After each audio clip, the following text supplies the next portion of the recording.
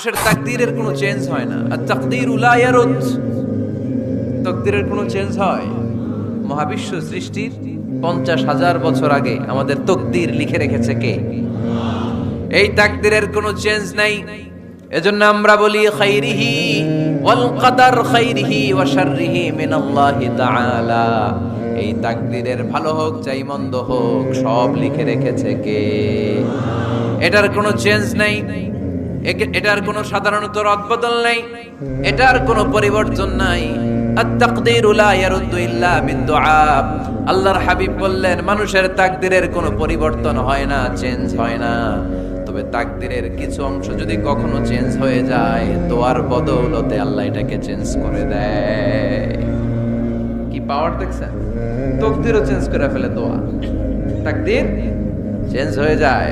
আমরা প্রায় শুনি মুমূর্ষু রোগী, ক্যান্সারে আক্রান্ত, বাংলাদেশের সবচেয়ে বড় ডাক্তার ঘোষণা দিয়েছে বাঁচবে না, বেশি বাঁচলে 3 মাস। কয় মাস? এরপরেও দেখা গেছে উনি 10 বছর বেঁচে ছিল। এরকম নজির এদেশে আছে না নাই? কিভাবে বাঁচলো? দোয়ার বদৌলতে। কিসের বদৌলতে? তো এইটা যে অনেক গুরুত্বপূর্ণ, এটা কি আপনারা ফিল করেন, টের পান আপনারা? এটা অনেক powerful. It's like a missile.